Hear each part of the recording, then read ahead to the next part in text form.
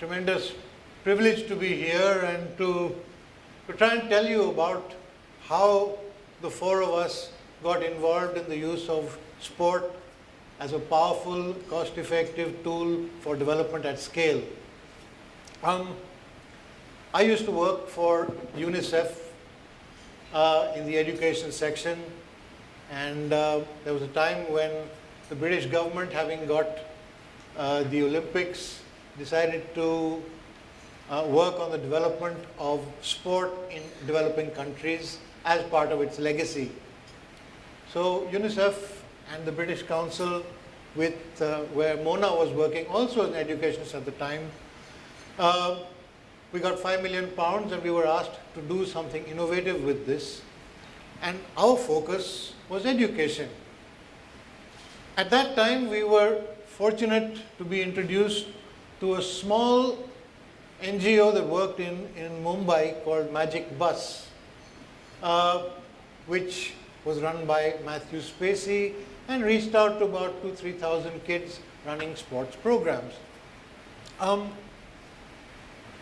As an educationist, I quit UNICEF and spent the rest of my time focused entirely on sport for development. And I'm saying this because I believe that with sport and play and physical education, we have powerful tools that can contribute to the development programs that all of you are trying to achieve. Somebody mentioned earlier, education is a priority. People talked about women's empowerment. People talked about health. The Hindustan Times talked about the catastrophe that we're heading towards with non-communicable diseases on the upswing. Well, hopefully as a panel, we will try and shed some light on why we got hooked onto sport as a tool for development and are trying to give it our very best to convince other people that this is something that should be added to their development armory. And briefly, Pratik worked for the government, worked for UNICEF, and now is the Chief Operating Officer for Magic Bus. He's been solely responsible for increasing the image and reach of Magic Bus from a small Mumbai NGO to a national NGO that reaches out to large numbers of kids. Let me start with you, Pratik. Why do you think sport is a powerful tool for development? Vivek, for me it was a typical journey because I'm still consider myself as a career bureaucrat who chose to leave the bureaucracy, and as a bureaucrat you're almost trained to be skeptical every step you take. And then I'm also an engineer, so I'm not one of those who just got convinced because I'm not a sports person myself. I used to play a few games at a certain point of time in my life. But then the idea was that, okay, let's understand what lies in there. What are the layers that sport has to offer that makes it a fantastic development tool? And I spent considerable amount of time trying to understand what Magic Bus does and what makes it so special. And only when I managed to do that, I could come up with a program that, okay, now from the few thousands, now we could scale up to 250,000 that we are in terms of the children outreach we have. Now, if you look at the typical attributes, you're an educationist and a lot of people in the audience understand education very well. We just need to go back into our own lives and try and understand that when was it in our lives when we wanted to be really taught or when we wanted to learn something.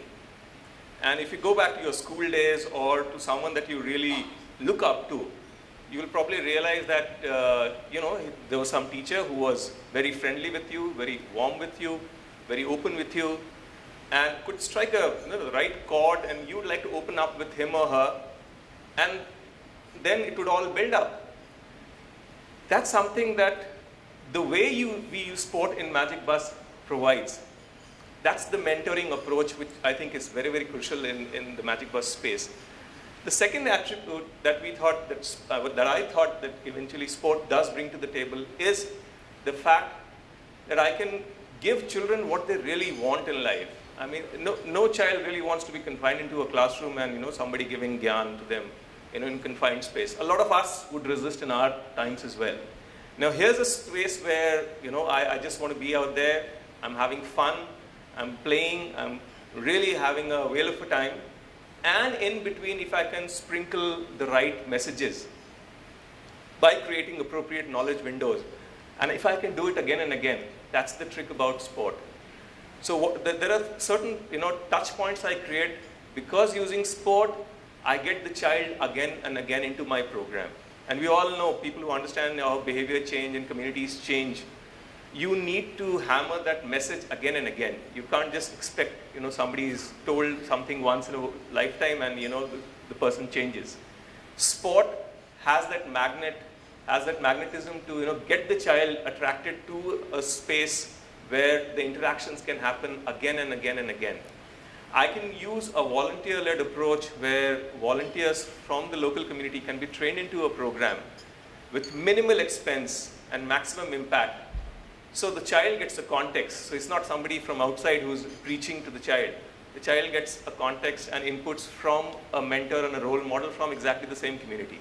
And once I create this environment where the child is there, the mentor is there from the community, and the frequency of interaction can be fantastic, I create the learning environment that sport can provide. Two quick questions. One, you have since 2010 launched the national program of Magic Bus and are now reaching how many kids? 250,000. 250,000 kids. What was the magic that you employed to reach out to such a large number and so many villages in such a short space of time?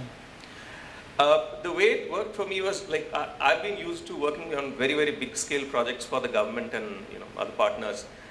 What was very brilliant, absolutely brilliant about sport was the power that a football or a cricket can bring to the table. It's like you throw a ball into the community and you have 20 children converging on it. So the power to ramp up a program, scale up a program is absolutely unparalleled. You can do sport, and today I'm only restrained by cost here because my model I could cover a few million children by now if I had the resources to do it.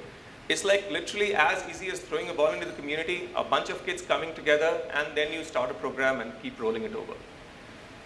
So what are the benefits? You have kids coming twice a week to participate in volunteer-led mentored programs.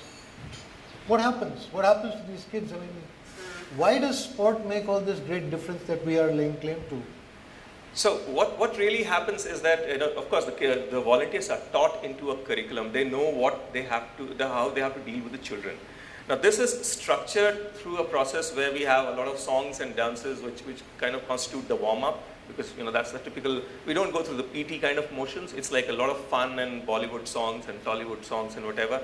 Then you go into something called a minor activity, then a major activity. Now these are games using a football, cones and markers, a cricket set, but it's not the way you and I see the game on television. So using football, we've got about 50 odd games that use the ball in different contexts. So you go through cones and markers, which represents maybe obstacles in your life. We introduce metaphors of life in the games that we play. And in doing so, the children go through an experience, which we then encapsulate in what we call a review session. We do a sit, breathe and think at the end of a 1.5 hour session, 1.5 hour to 2 hour session, where we just reflect on the experience that the child has just had.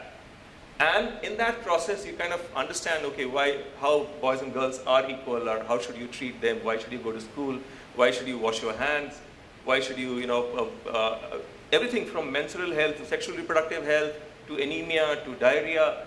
So you're creating those knowledge windows, and now it's up to you how do you build in that knowledge in that space. Let me summarize this.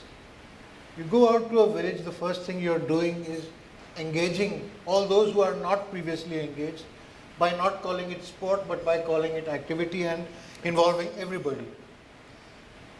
Number two, you have a curriculum that you use on the sporting front, and that is complemented by a post-sport activity, which is really your mentor-led session, when the curriculum comes into play and you start talking about personal empowerment and development and so on.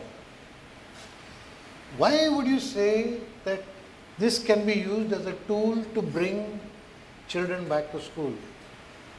One of the things that we've talked about is dropouts.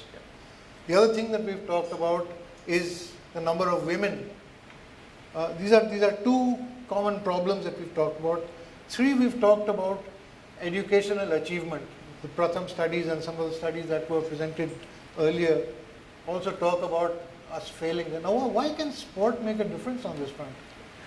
See, sport basically acts as the magnet, as the hook for the larger engagement. Now, what normally happens is that if you go to a community and you just tell, maybe community elders that, okay, send your girl child to school, that doesn't happen. And we just had a presentation, just before us, which kind of lists out the kind of problems you face in the community when you start the process of engagement.